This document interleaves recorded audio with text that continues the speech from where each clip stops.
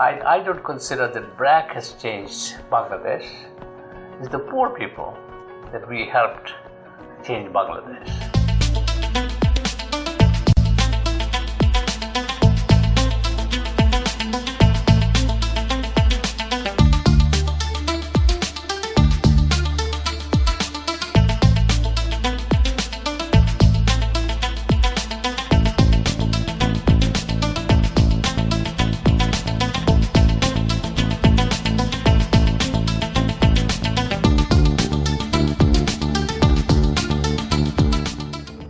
In 1970, a monstrous cyclone devastated what was then East Pakistan. 500,000 perished. Millions were destitute. Those high winds caused a storm surge at the exact moment of high tide, causing a 6-meter high wall of water that just obliterates everything.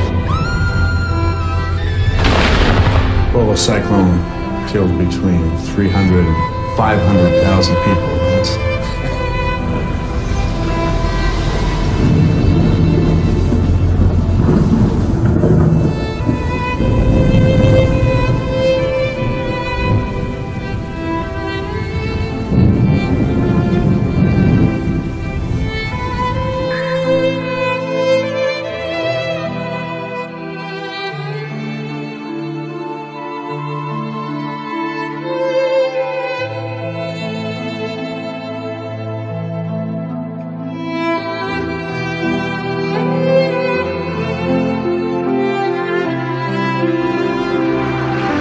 Within months, a savage civil war erupted as the region fought for independence.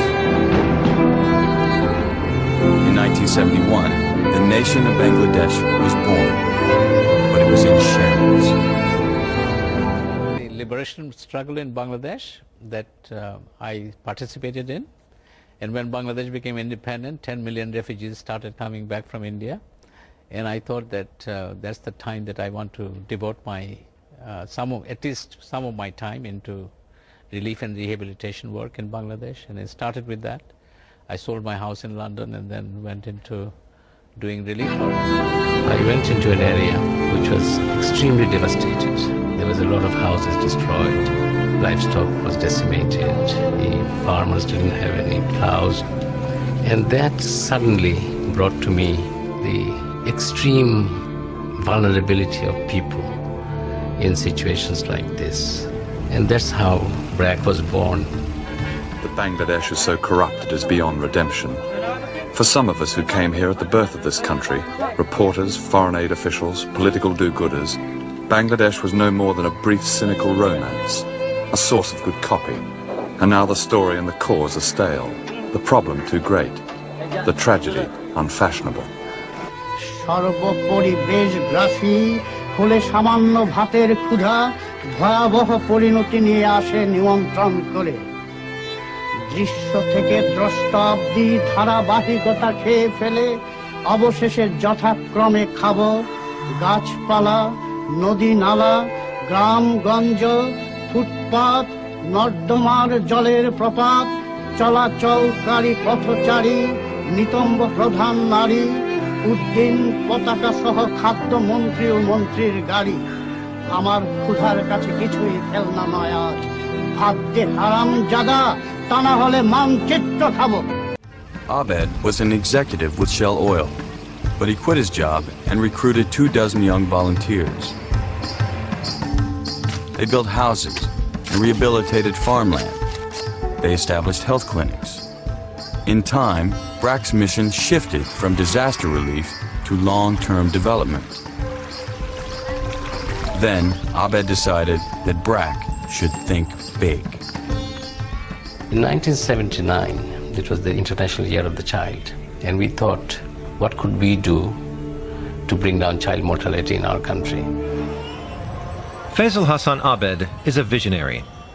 His development agency, BRAC, is based in the capital, Dhaka. He studied and worked abroad, but moved back to Bangladesh in 1971 to find a country left in ruins by natural disaster and the struggle for independence from Pakistan. The devastation prompted him to sell his apartment in London and change his life completely. 26th, and then leaving on Monday, right?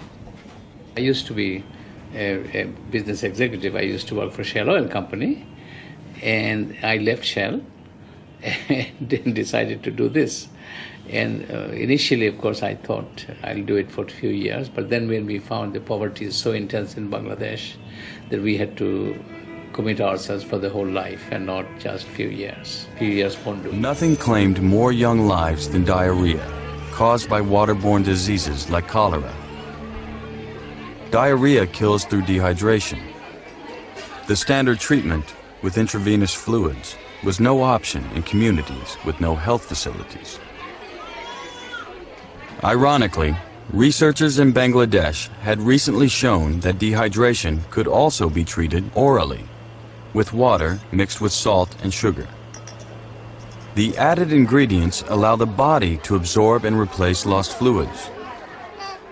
Oral rehydration therapy was a monumental breakthrough. Mothers could now save their children with simple household supplies. They just didn't know it yet. That discovery was there, but it was not disseminated. Most people didn't know how to prepare oral rehydration solution and how to administer it. So we decided basically to go from house to house and teach one woman in every household how to make oral rehydration fluid at home. They franchise, they replicate, they use in effect the same model that McDonald's used on hamburgers. Instead, they're saving people's lives. The success of the campaign gave BRAC the confidence to scale up all its projects. I mean, once your organization has been to every household in rural Bangladesh, then of course the entire country becomes your backyard, and you could really think in terms of expanding all other kinds of programs throughout the nation. Education is key because it leads to the development of a child, and then he can think for himself, and he can be more entrepreneurial, he can look for opportunities. So education is the key to development, growth, and prospect and opportunities for every children. My personal vision is to get all Bangladesh's poor get out of poverty. Okay. We are trying to extricate people from poverty from different angles, not just improving income and employment, but also improving their opportunities so that they can have access to education, access to healthcare, and access to a more dignified life. That's what we Today, BRAC has become one of the largest non-governmental organizations in the world. It employs over 90,000 people and runs programs that reach over 100 million. In the last 3 decades, its health volunteers have helped cut the nation's birth rate in half and improved lives throughout Bangladesh. BRAC is largely self-funded, with profits from its commercial arm. It channels the handiwork of rural artisans into its department stores. It runs food processing plants and banks.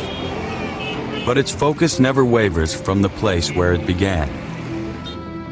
Here in the villages, BRAC is transforming lives.